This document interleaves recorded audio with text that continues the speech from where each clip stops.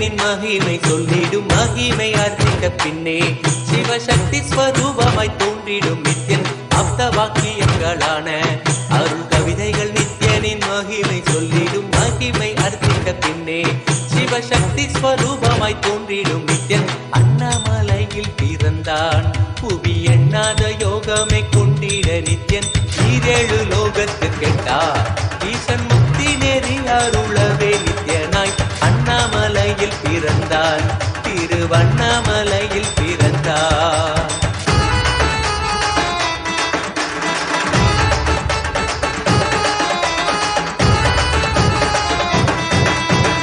புண்ணிய கேத்திரம் தனிலே நித்யன் உன்னத நீலை ஊழத்தில் வருவே விண்ணவர் மன்னவர் ஒப்ப அகிலம் ஆளும் கீர்த்தியுட ஈசன் நித்யானந்தன் புண்ணிய கேத்திரம் தனிலே நித்யன் உன்னத நீலை ஊழத்தில் வருவே விண்ணவர் மன்னவர் ஒப்ப அகிலம்.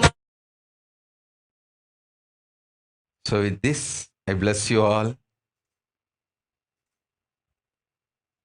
Let all of us have the great auspicious punya power of having Arunachala Smarana, Arunachala Smarana, Arunachala Smarana.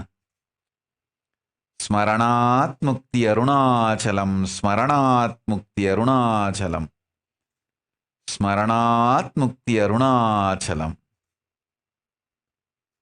The great liberation which comes by just remembrance of Arunachala.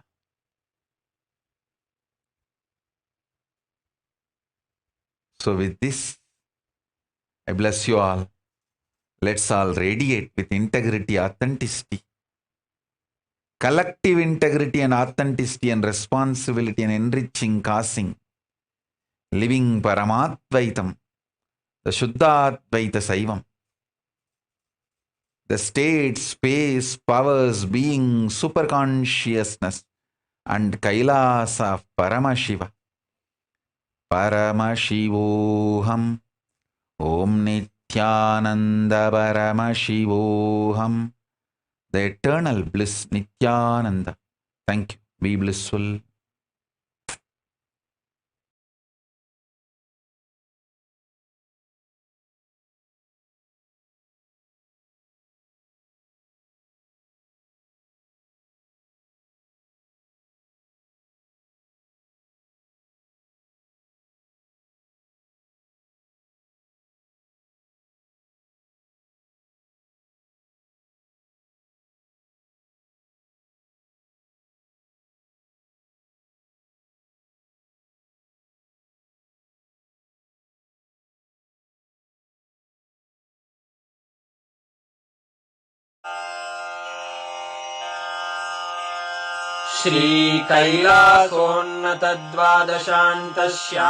श्रीकैलासोन्नतद्वादशान्तश्यामलापीठारूढ श्रीमीनाक्षिसुन्दरेश्वरा भिन्नस्वरूप परशिवपुत्ररत्न Kumar गुरुमण्यतुल्यावतार श्रीपार्वतीस्तन्यपानलब्धदिव्यज्ञान विश्रुत सकल निगमागमसारभूत द्राविड वेद प्रवक्त्रे श्रीमत्परमशिव करुणा समधिगत मुक्तामय चतुरश्रयान गीयमान छत्र चामर श्रीचिह्न काहलादि समस्त बिरदावल्यलङ्कृत ज्ञान विज्ञान चक्रवर्ती सर्वजन संघ सद्यो निर्वाण दीक्षा व्ययापवर्गवर्ष विश्राण जीमूत परमत कलभ केसरी शैव सिद्धांत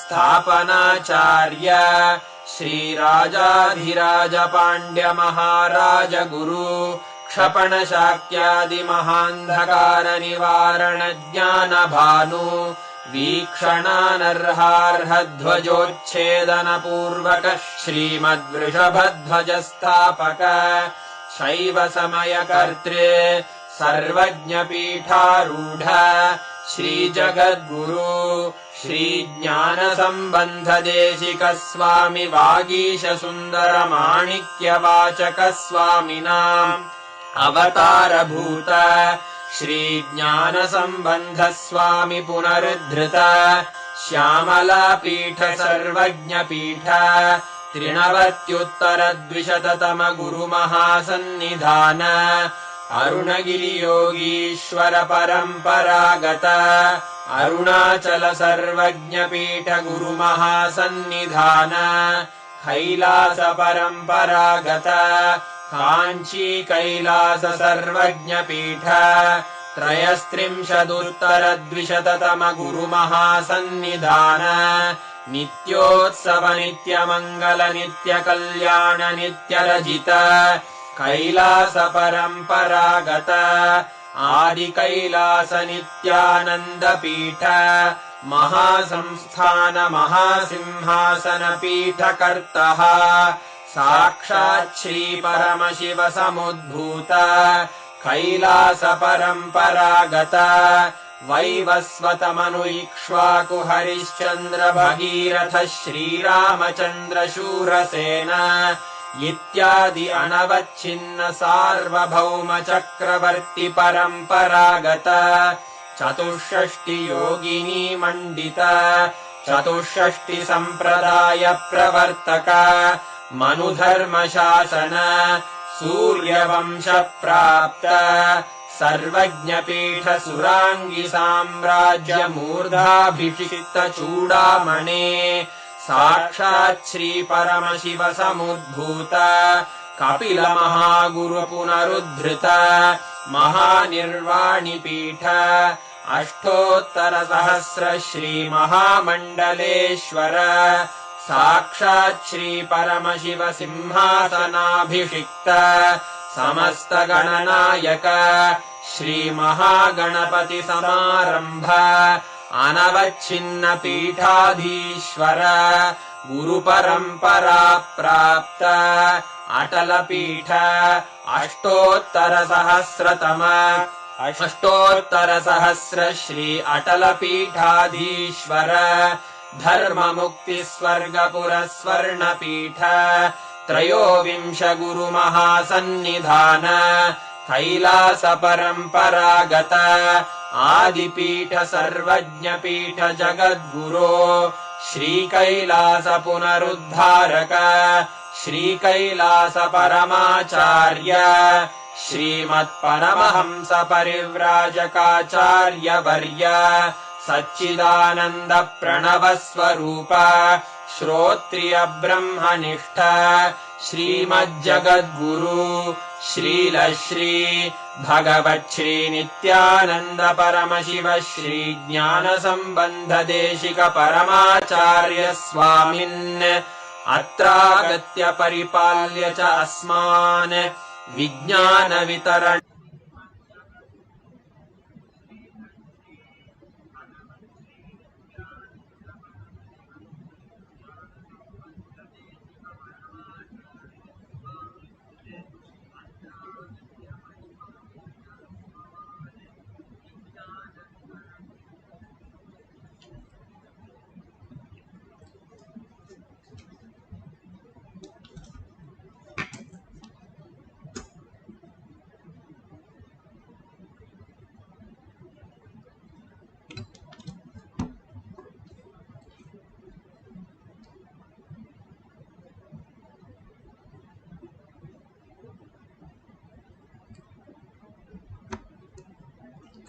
Let's start with the Sadguru Vandanam.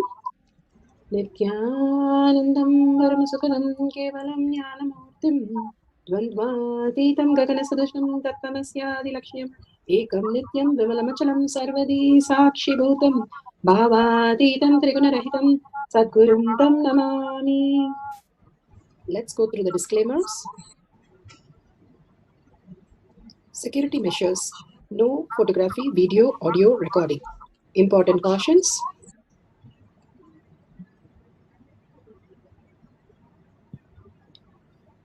Please be aware of the important cautions.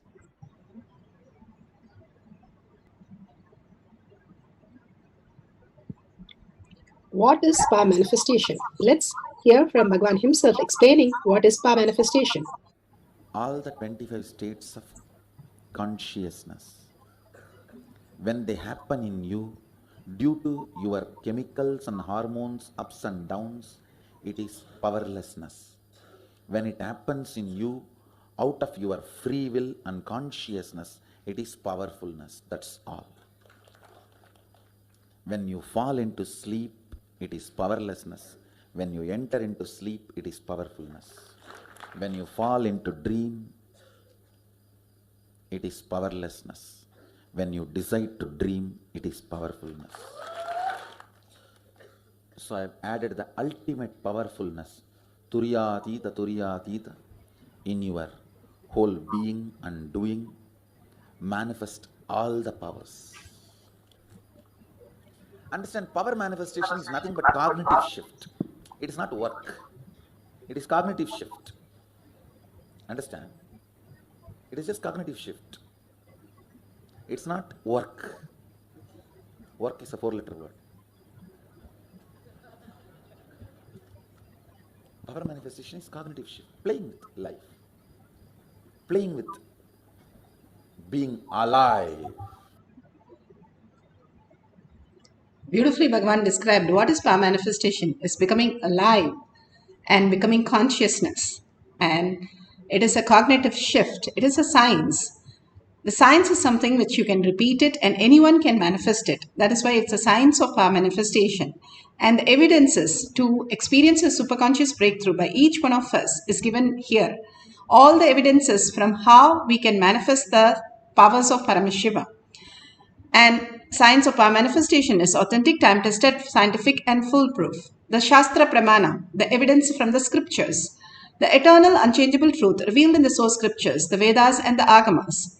Apta Pramana, the experience and the results of the Aptas, who are the Rishis, Munis, Ganas, Nainamas, Alvars, Siddhas. All of them are authority of Hinduism, manifesting powers of Paramashiva, and which is authentic, scientific and foolproof. Atma Pramana, account of His Divine Holiness, Bhagavan Nithyananda Paramashivam, this millennium's avatars, personal experience of each power manifestation, Bhagavan's very own Leelas, to showcase how a human can have a superconscious breakthrough. He enacts the whole scene for us to understand a human is superconscious being and it is not the other way around. A superconscious being. Bhagavan says, if you say you're just human, it is a lie. You are divine, experiencing in the human body. And Shakshi Pramana, the experience of millions of disciple devotees all over the world, manifesting the powers of Paramashiva, initiated by Bhagavan himself. Bhagavan has beautifully given, whoever comes to the Kailasa courtyard, and I will simply be there, that my presence can be experienced as power manifestation. Beautifully, Bhagavan has blessed each one of us to experience Paramashiva space, Arunachala space, and manifest all the reality. Simple integrity, simple obedience.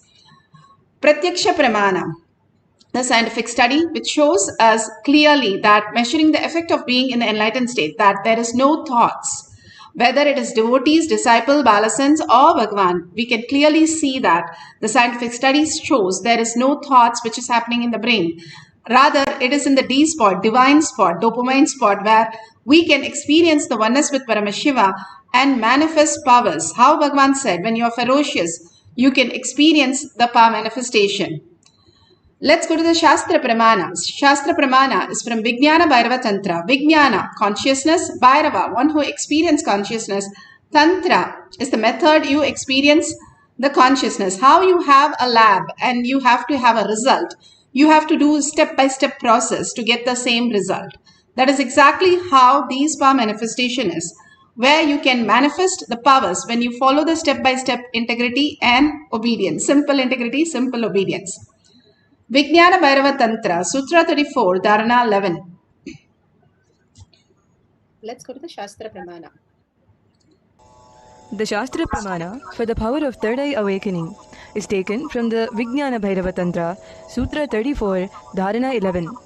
Kapala antarmanonyasya tishthanmilitalochanaha kramena manaso dadhyat lakshaye lakshamuttamam कपालान्तर्मनोऽन्यस्य तिष्ठन्मीलितलोचनः क्रमेण मनसो दाढ्यात् लक्ष्ये लक्ष्यमुत्तमम्.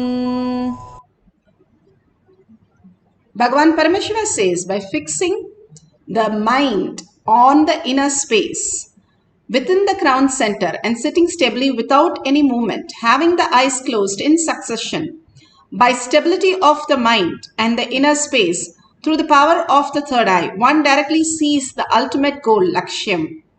By having the vision beyond the sight that reveals any object or place, attaining the space of oneness with Paramashiva, Arunachala, the space of the source. Bhagavan beautifully gives us powerful cognition to understand how we can experience the oneness as the ultimate space and the only space that we here came as humans to experience the highest reality. That is how Bhagavan lived, and he is making each one of us a mold of that. Beautifully, he is giving us the powerful cognition to understand the great science. Narada once met Valmiki before he became Valmiki. He was a murderer, a thief, and he was doing all the wrong things. And Narada gives a simple understanding to Valmiki. Bhagavan beautifully narrates this, where Narada says, you are doing so many sins to make your family happy with all the richness. Can you go ask your family member who's ready to share all the hurt that you do on the other side? People are so hurt about it. And Valmiki, that time he was a thief, and he said, what is a big deal? I'll go ask my people and everybody will be sharing that also. And when he went and asked each one of them whether they would share his sins, and each one of them walked away saying that that is not their responsibility. And they simply left him. And then suddenly he understood there is nobody that actually shares whatever he goes through, except they are only grabbing from him. And then he runs back to Narada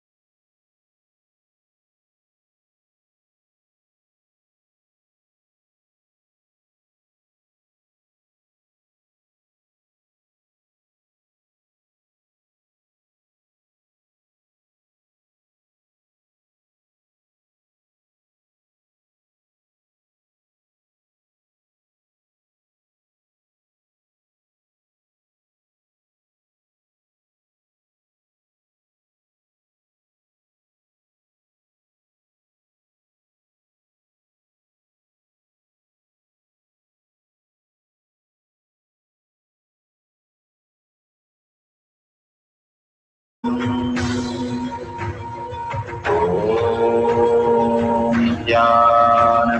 Paramashivoham. Nithyananda Paramashivoham. Nithyananda Paramashivoham.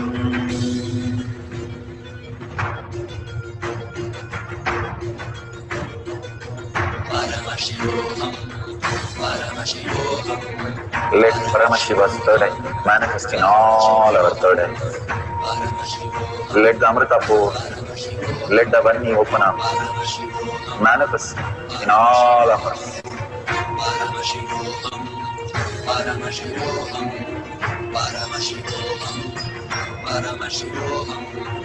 Let Paramashiva overflow, manifest the powers. So beautiful. Whatever you have had as a prasada now from Bhagwan, make sure it's authentically correct.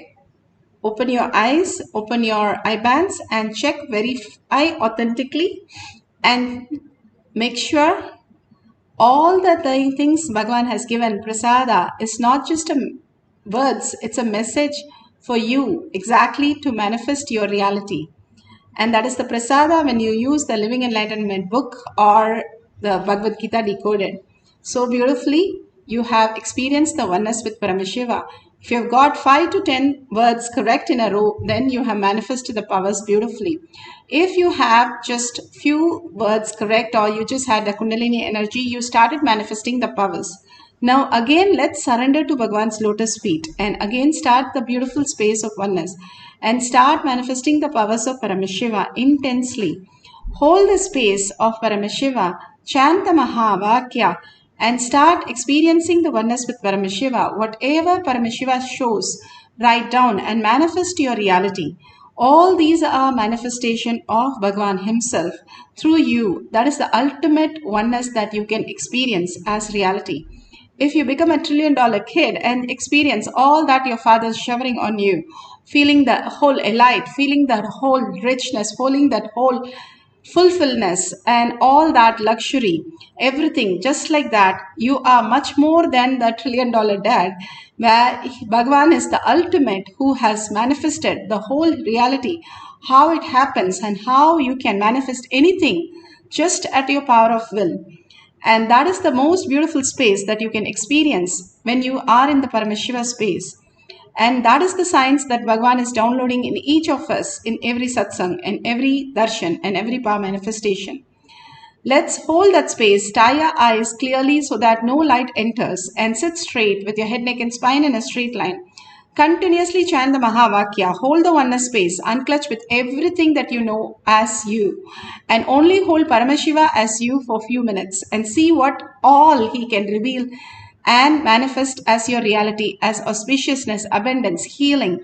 Everything that is auspiciousness will start unfolding in you. That is what Bhagwan says, Guru Bhakti. When you meticulously, ferociously hold on to the space, simply when you have the Guru Bhakti, the umbilical cord, you start manifesting Bhagwan's presence as your reality. So let's start chanting the Mahavakya for the second cycle and manifesting the power of the eye. Nithyananda Paramashivoham. Nithyananda Paramashivoham. Nithyananda Paramashivoham. Nithyananda Paramashivoham. Nithyananda Paramashivoham.